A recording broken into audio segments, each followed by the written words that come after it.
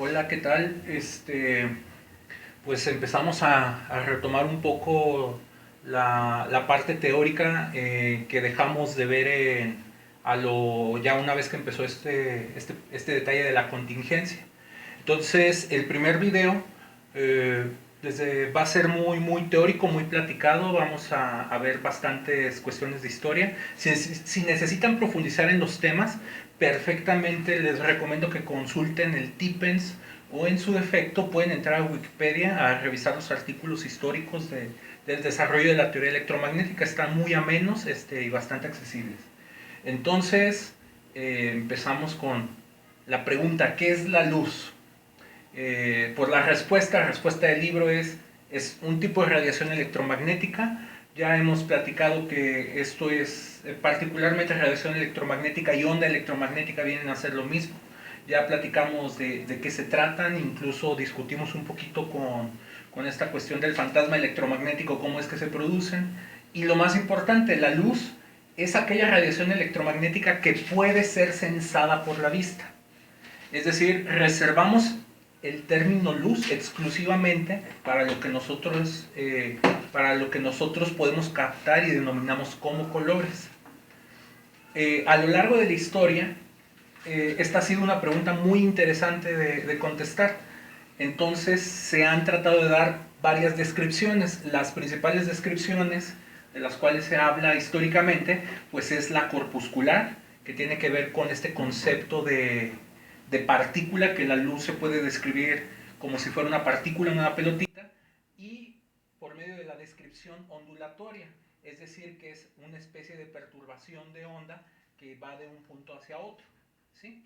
La propuesta corpuscular originalmente la hizo Newton, mientras que la propuesta ondulatoria la hizo un médico que se llamaba Christian Huygens. De hecho, la cuestión histórica es muy interesante porque no era un médico en el cual confiaran demasiado y decían que mucho de su tiempo lo pasaba estudiando este tipo de fenómenos, lo cual pues en su época no era bien visto. Huygens estamos hablando que era unos 10, 15 años mayor que Newton, entonces prácticamente son contemporáneos y hubo bastante debate entre estos dos personajes discutiendo si la luz era una pelotita o si la luz era una onda. Entonces aquí es muy importante la cuestión experimental para ir escogiendo o para ir logrando contestar esta pregunta, si la luz es una pelota o si la luz es una onda. Entonces, los principales fenómenos que observan y que ya hemos discutido levemente, tiene que ver con reflexión, refracción. La refracción da origen bueno, estos dos están relacionados. La refracción y la dispersión tienen que ver con el cambio de velocidad de la luz ya cuando pasa del aire o del vacío a algún medio, ¿sí? Y esto es lo que origina el efecto de los prismas o la descomposición de la luz blanca en los colores del arco iris. Tenemos la difracción, que es la interacción de la luz con objetos sólidos y que, eh, pues bueno, este lo vamos a estudiar más en detalle, no quisiera irme adelantando. El esparcimiento, que tiene que ver con un cambio de dirección de la luz debido a su interacción con diferentes materiales. Por ejemplo, si el aire está en el vacío del espacio, no hay nada que interfiera con ella, entonces va de paso, ¿no? O sea, no hay nada que detenga su trayectoria. Pero por ejemplo, aquí en la Tierra, tenemos una atmósfera que está completamente llena de gases, ¿no? Que nosotros denominamos como aire. Entonces, en más de alguna ocasión, ustedes habrán visto un atardecer muy bonito o algún amanecer, alguna nube, y se pueden ver los rayos de luz del sol como caen. Entonces ustedes pueden ver esos rayos en detalle gracias a las partículas de polvo que están desviando los rayos de luz directamente hacia sus ojos. El esparcimiento, otra manera, un ejemplo también muy concreto, es cuando tienen algún apuntador láser y lo hacen pasar por agua o por humo y pueden ver la trayectoria de las láser. ¿Sí? ¿Por qué empiezo a mencionar estos fenómenos? Principalmente ahorita nos vamos a centrar en reflexión y refracción. Eh, Abordar la descripción de fenómenos implica la correcta aplicación del método científico, es decir, que lo que nosotros hipotetizamos podemos encontrar evidencia científica veraz e inobjetable que nos diga, que indique que nuestra hipótesis es la correcta. Por ejemplo, la reflexión tiene que ver con una manera fácil de entender. Puede venir un rayo de luz, se encuentra con una superficie pulida, entonces este rayo de luz rebota, ¿sí? Digamos que este efecto es perfectamente conocido en los espejos planos. Si alguien está hipotetizando que tenemos una descripción corpuscular y una descripción ondulatoria, pues habría que preguntarse si estas descripciones son adecuadas para el fenómeno del espejo, para una imagen reflectada.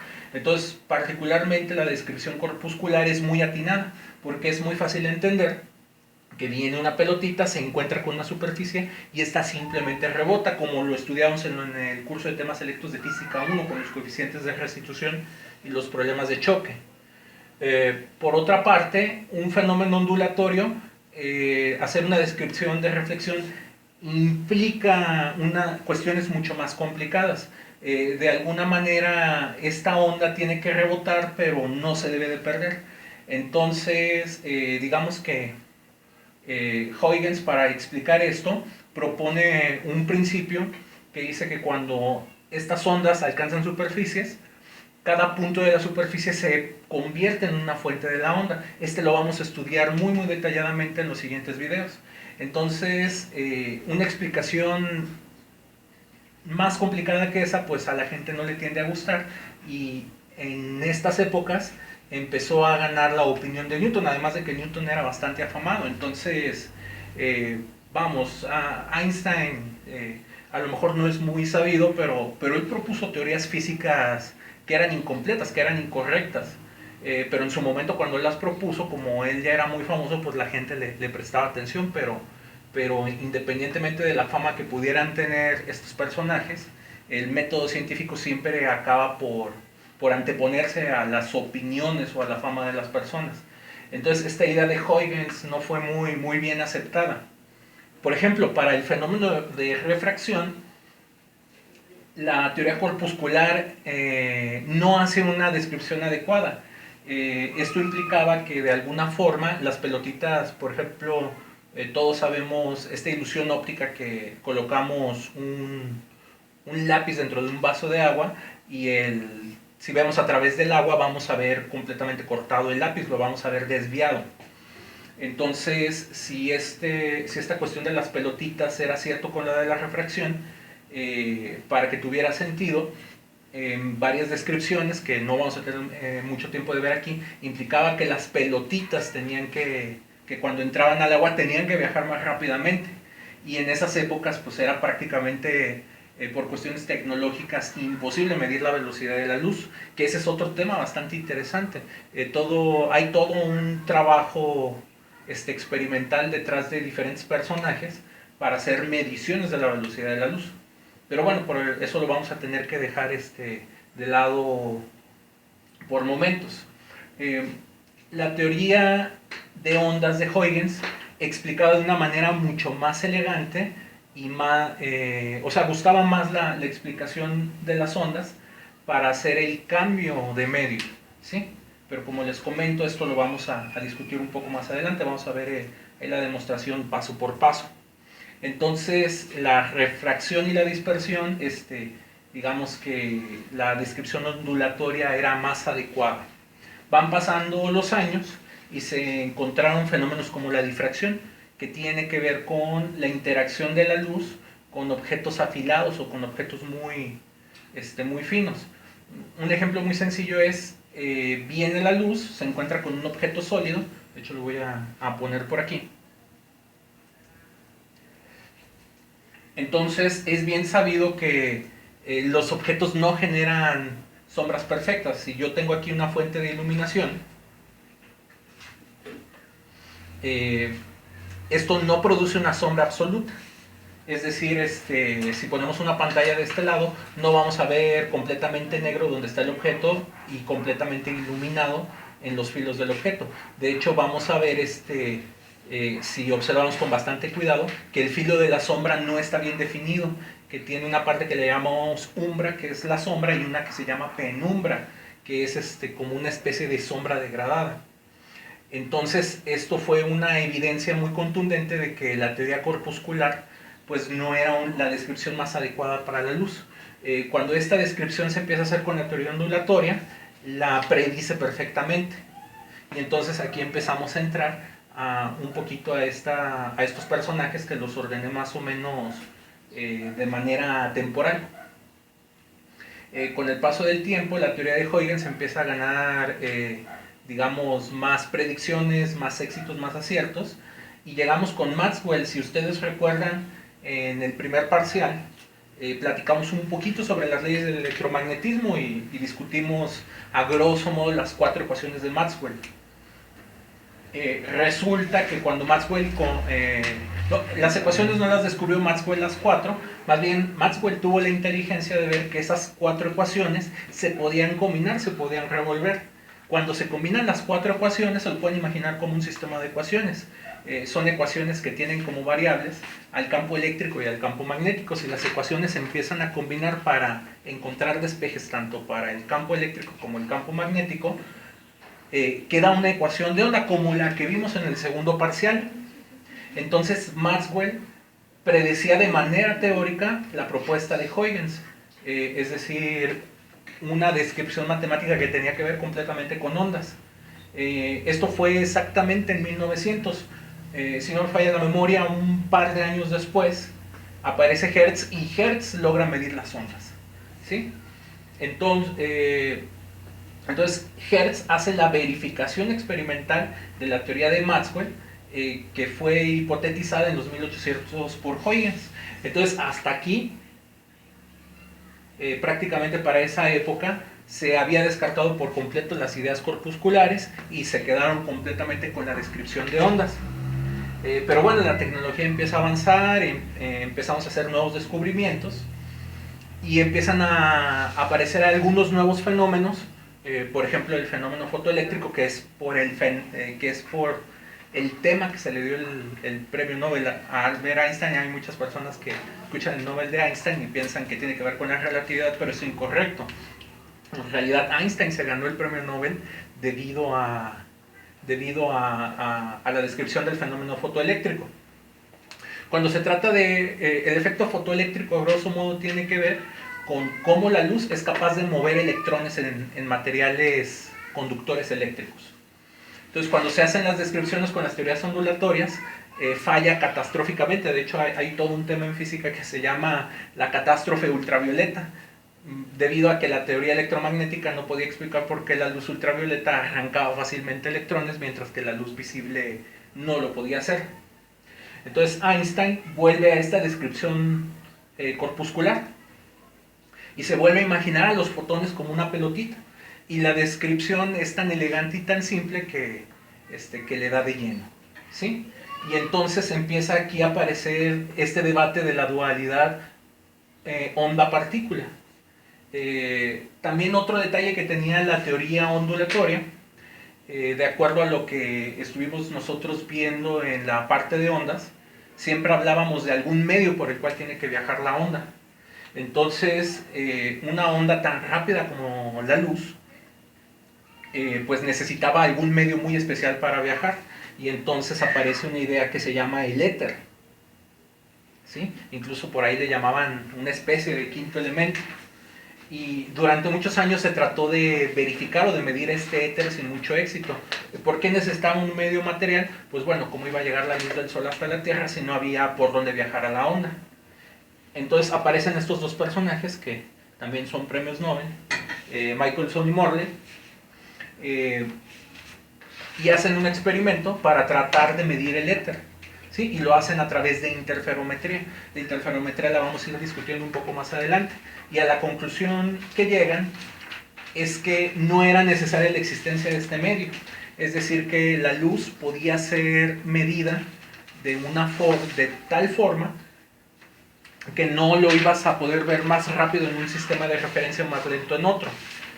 Para explicar un poquito mejor esta idea, Imagínense la siguiente situación: cuando ustedes van en un coche a 50 kilómetros por hora y ven coches a otras velocidades, lo que ustedes están viendo son en realidad velocidades relativas. Si van dos coches a 50 kilómetros por hora, en realidad ustedes desde su coche al otro van a ver que ninguno de los dos coches se está moviendo.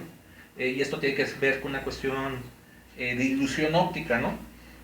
Entonces, lo que trataron de hacer para medir el éter era medir el éter dentro de la Tierra, donde viaja la luz, y trataron de medir el éter con un satélite afuera, y tenían que encontrar diferencias de velocidades. Es decir, tenían que ver si la Tierra se está moviendo a cierta velocidad, está rotando alrededor del Sol, pues si tú mides desde fuera de la Tierra deberías de ver como una velocidad distinta de la luz midiendo de fuera de la Tierra que midiéndola dentro de la Tierra. Para esta época ya había bastantes experimentos que medían la velocidad de la luz con muy buena precisión, además de que las ecuaciones de Maxwell predicen el valor de la velocidad de la luz. Entonces, cuando se hace este experimento de tratar de medir el éter, llegan a un resultado bastante extraño. Cuando midieron la velocidad de la luz dentro y fuera de la Tierra, obtuvieron exactamente el mismo valor. Y pues eso se opone a todas las ideas de física clásica que nosotros que se conocían hasta esa época. Es decir, si yo, viéndolo de esta manera, la luz tiene una velocidad, ¿sí? De hecho vamos a ser propios y vamos introduciendo, se representa con la letra C. Entonces la idea es que si yo me pudiera mover en dirección de la luz o contra dirección de la luz, yo debería de ver C más mi velocidad o C menos mi velocidad. Justo como lo vemos con los coches cuando se encuentran ambos en velocidades relativas.